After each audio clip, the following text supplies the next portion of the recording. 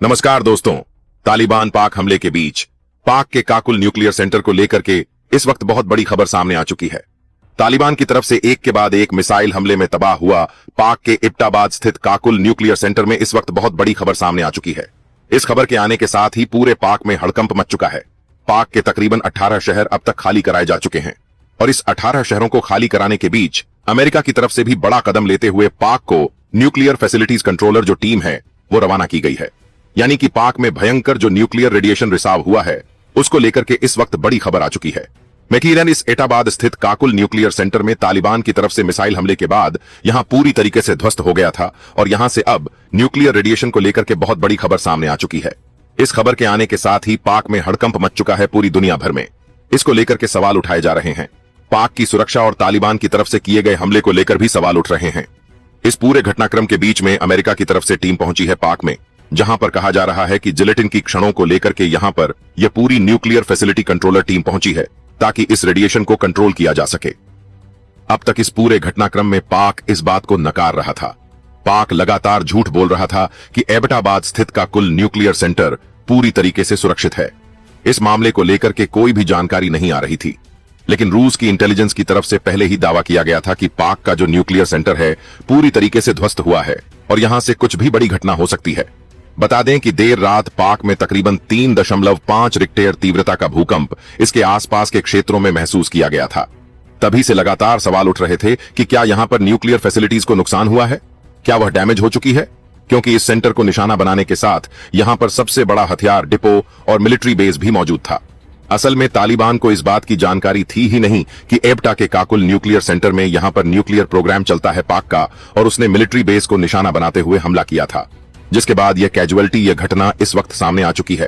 पाक को collateral damage हुआ है और इसके चलते इस वक्त बहुत अहम खबर बन चुकी है। तालिबान की तरफ से भी बड़ा बयान आया है। इसको लेकर के तालिबान की तरफ से भी बड़ी जानकारी और एक वीडियो फुटेज जारी किया गया है, जिसमें वीडियो में तालिबान ने दावा करते हुए कहा है कि यह एटाबाद स्थित काकुल न्यूक्लियर सेंटर है जिसे तालिबान ने निशाना बनाया था, और इस पूरे घटनाक्रम में भारत की बड़ी प्रतिक्रिया सामने आ चुकी है। वहीं इस पूरे घटनाक्रम के बीच में इस वक्त तालिबान की तरफ से एक और बड़ा अटैक किया गया है पाक के ऊपर। दरअसल हालात ऐसे बन चुके हैं कि युद्ध स्थिति बदल चुकी है। इस वक्त पाक के ऊपर तालिबान के लड़ाके भारी पड़ते हुए साफ दिखाई दे रहे हैं। जो इस वक्त डोर एंड लाइन थी, जो पाक और अफगान के बीच में बॉर्डर थी, उसे तोड़ते हुए सेना कई किलोमीटर अंदर तक अफगान लड़ाके दाखिल हो चुके हैं टैंकों के माध्यम से, और साथ ही साथ टैंकों की ताकत के साथ आगे बढ़ रहे हैं।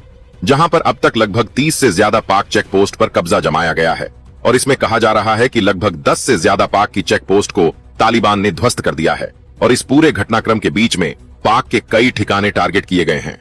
पाक के नौसेरा एबटा साथ ही पश्चिमी कमान के बाद इस्लामाबाद तक को टारगेट किया गया है। यहां पर भीषण धमाके हुए हैं। धधक उठा है इस वक्त पूरा पाक तालिबान के पलटवार से, तालिबान के खूनी संघर्ष से, और इस पूरे घटनाक्रम के बीच में पाक की तरफ से भी बड़ा बयान जारी किया गया है। पाक के जो सेना प्रमुख है जनरल मुनीर ने उस युद्ध को लेकर के अब सीधे बिगुल फूंक दिया है, सीधे युद्ध की घोषणा कर दी है। यानी कि अभी तक घोषित युद्ध नहीं था। हालांकि हालात खराब थे, लेकिन इस अघोषित युद्ध के बीच अब युद्ध की घोषणा पाक की तरफ से सीधे तौर पर की गई है। लेकिन इस पूरे घटनाक्रम के बीच में पाक के आ रही खबर पूरी दुनिया के लिए बड़ा झटका बन चुकी है, क्योंकि पूरी दुनिया इस न्यूक्लियर फैसिलिटीज को लेकर के अगर रेडिएशन फैलता है तो यह बात सिर्फ पाक तक सीमित नहीं रहेगी। इस मरे घटनाक्रम में अब पूरी दुनिया की नजरें टिक चुकी हैं। क्या है पूरी खबर, क्या पूरी अपडेट सामने आ चुकी है, और अमेरिका की तरफ से भेजी गई न्यूक्लियर फैसिलिटी टीम ने इस पर क्या बयान दिया है, क्या खबर उसको लेकर के आ रही है, वो सब भी बड़ी अपडेट बन चुका है इस वक्त के लिए। और ताजा हालात इस वक्त क्या बन चुके हैं अफगान पाक बॉर्डर के, वो भी समझेंगे इस वीडियो में। तो वीडियो बहुत अहम होने जा रही है, और इस पूरे घटनाक्रम के बीच में इस वक्त ईरान के ऊपर भी बड़ा हमला हुआ है, वो भी आप बात करेंगे इस वीडियो में। तो चैनल पर बने रहे, वीडियो को लाइक, और चैनल को अगर अभी तक आपने सब्सक्राइब नहीं किया तो सबसे पहले चैनल को सब्सक्राइब कर लें। बेल आइकॉन को जरूर दबा लीजिएगा ताकि इससे जुड़ी खबर अपडेट आप तक सबसे पहले पहुंचती रहे। और हाँ, आप सभी से एक और अनुरोध है, आप देश के जिस कोने जिस शहर से कनेक्ट होकर हमारी वीडियो से जुड़ रहे हैं उस जगह उस शहर का नाम कमेंट बॉक्स में लिख करके जरूर बताइएगा, ताकि हम समझ सके हमारे देश के व्यूअर्स हमसे किन किन जगहों से जुड़ते हैं और हम बेहतर जानकारी और सटीक अपडेट आप तक पहुंचा सकें। हाँ, एक और बड़ी खबर इस वक्त आ चुकी है। अब एक के बाद एक हालात बदल रहे हैं। भारत और अफगान युद्ध के बीच में भारत को जबरन पाक ने घसीटने की जो कोशिश की थी, अब वह उस पर खुद भारी भी पड़ चुकी है। दरअसल इस वक्त हालात ऐसे बन चुके हैं कि पाक को अपने 5 जगहों से कंट्रोल खोना पड़ा है। दरअसल तालिबान के हमले तालिबान लड़ाकों की वजह से पाक के अंदर तकरीबन 125 से 150 किलोमीटर अंदर तक लड़ाके घुस चुके हैं।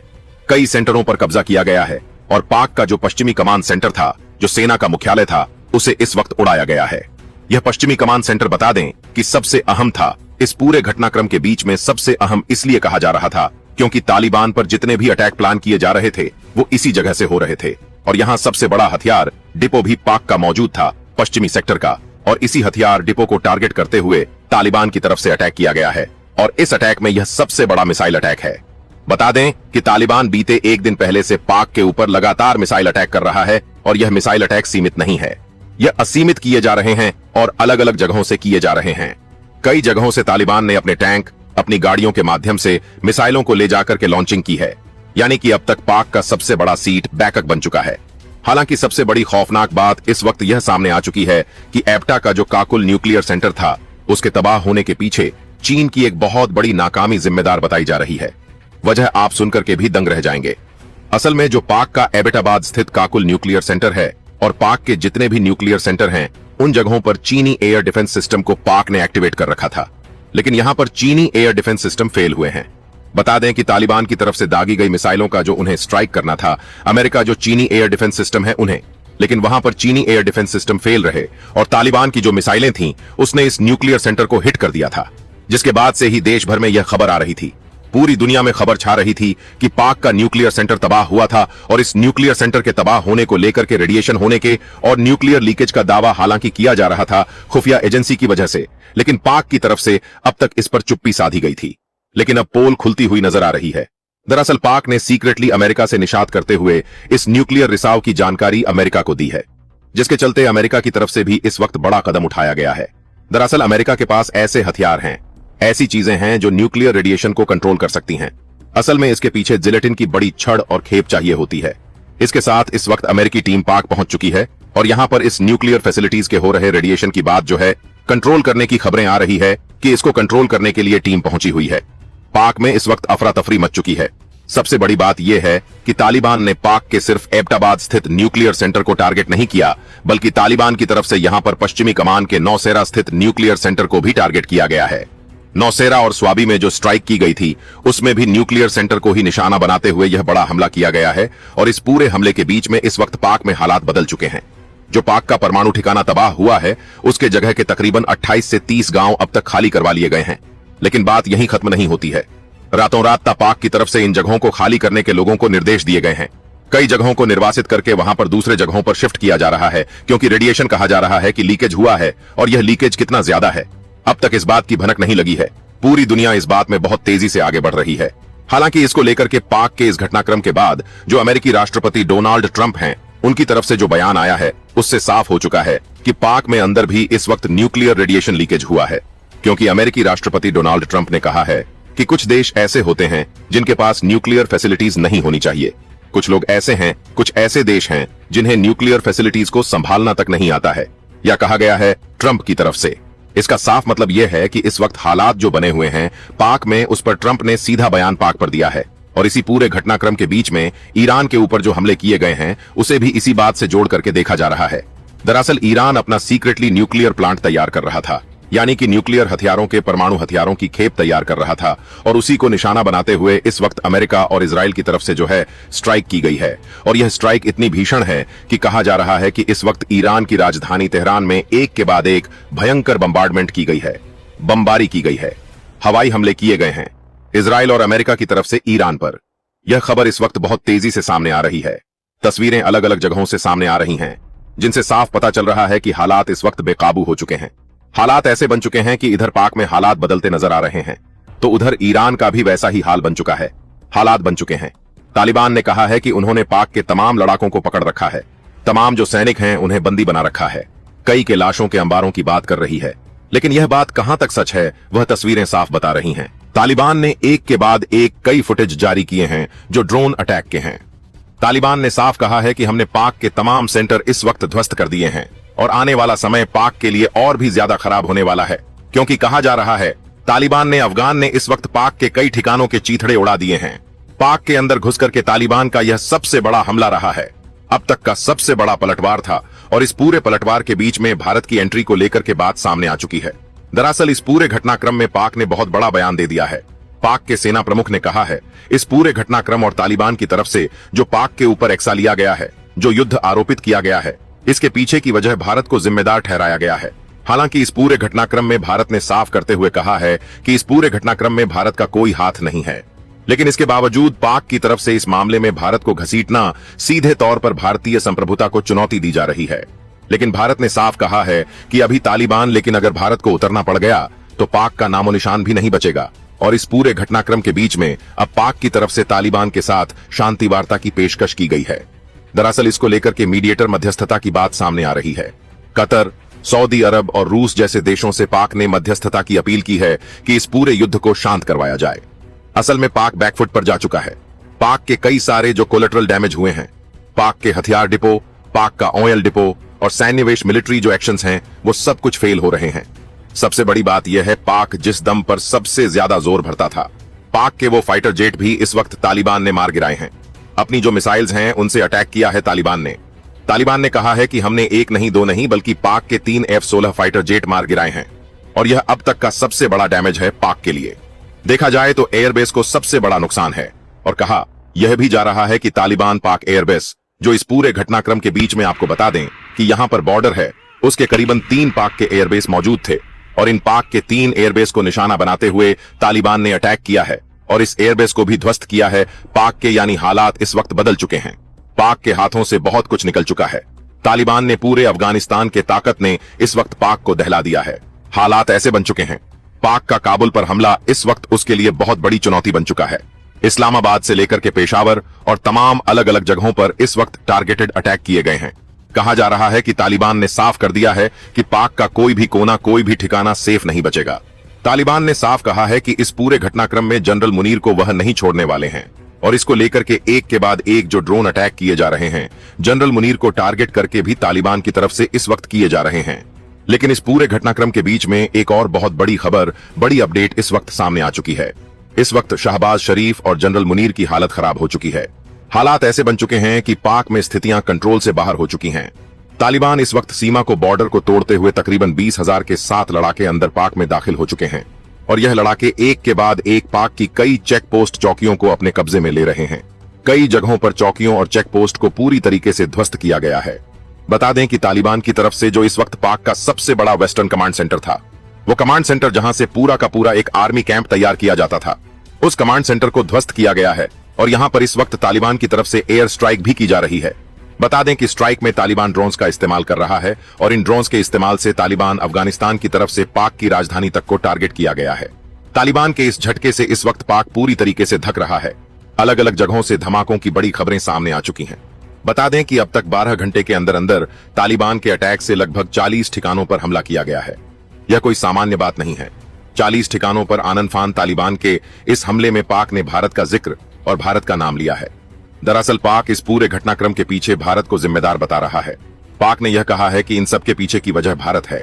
भारत के साथ पर ही तालिबान इस वक्त अफगानिस्तान का तरफ से यह पूरा का पूरा काम किया जा रहा है और इस पूरे घटनाक्रम में भारत का पूरा सपोर्ट अफगानिस्तान को है और इसी वजह से अफगानिस्तान किसी भी कीमत पर सीमा पर सेलिंग रोकने को तैयार नहीं है। अब इस पूरे घटनाक्रम में पाक ने एक और बड़ा दावा किया है। पाक की तरफ से कहा गया है कि उसके 55 सैनिकों को, यानी कि तालिबान के 55 लड़ाकों को मार दिया गया है।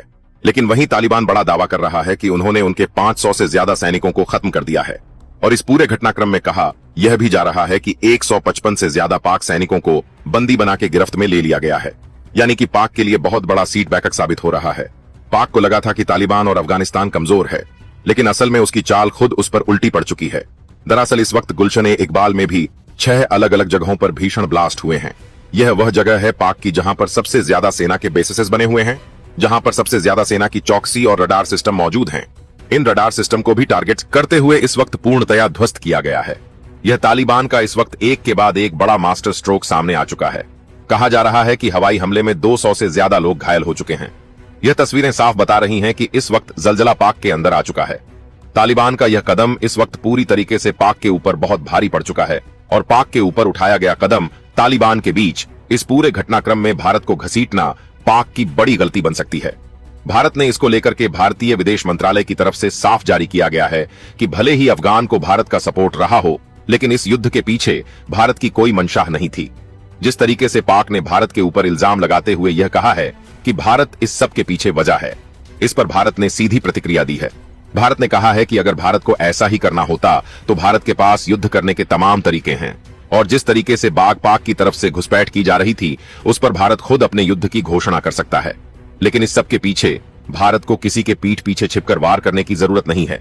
इस पूरे को लेकर के जनरल मुनीर ने भारत को निशाना साधा था, लेकिन अब जनरल मुनीर खुद अपने चाल में फंसते हुए नजर आ रहे हैं। शाम होने के साथ ही इस वक्त हालात अलग अलग जगहों से पलट करके साफ दिखाई दे रहे हैं। जिस तरीके से हालात बदले हैं, तालिबान फौज इस वक्त हवाले से पाक में हड़कंप मच चुका है। हालांकि बता दें कि पाक के अफगान के बीच इस हमले को लेकर के सऊदी अरब, जो अब तक पाक के साथ खड़ा होने की बात कर रहा था, जो अब तक सऊदी अरब कह रहा था कि अफगानिस्तान के हमले के खिलाफ वह पाक के साथ है, अब इस पूरी तबाही के बीच सऊदी अरब भी पलटता हुआ दिखाई दे रहा है।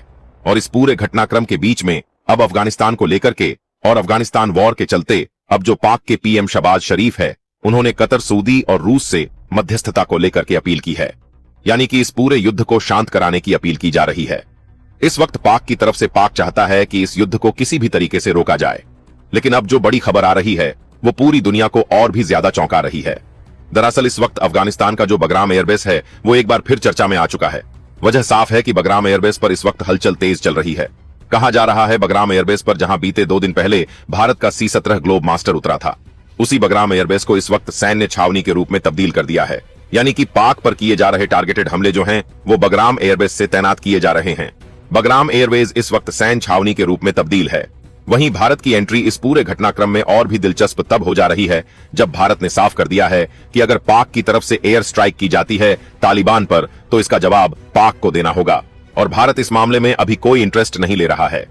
भारत इस मामले में कोई भी अपनी एंट्री नहीं लेना चाहता, लेकिन इसके बाद एंट्री लेना भारत की मजबूरी जरूर बन सकती है। यानी कि भारत ने इस पूरे घटनाक्रम को साफ करते हुए कहा है कि अब जल्द ही इस पूरे मामले में भारत अपना बड़ा पक्ष साफ करने जा रहा है। पाक का अप्रभा सेंटर इस वक्त पूरी दुनिया में चर्चा का विषय बन चुका है। वहीं इस घटनाक्रम के बाद पाक के इस एब्टा के न्यूक्लियर सेंटर पर हुए धमाकों के बाद से चीनी डिफेंस सिस्टम को लेकर भी सवाल उठ रहे हैं। दरअसल बता दें कि पाक का जो यह एब्टा के पास का कुल न्यूक्लियर सेंटर है, यहाँ पर चीनी एयर डिफेंस सिस्टम मौजूद थे, लेकिन इसके बावजूद जो अफगानिस्तान की मिसाइलें हैं उन्होंने इस सेंटर को तबाह किया है। इसका मतलब यह है कि यहाँ पर चीन का जो एयर डिफेंस सिस्टम है वो पूरी तरीके से फेल हो चुका है।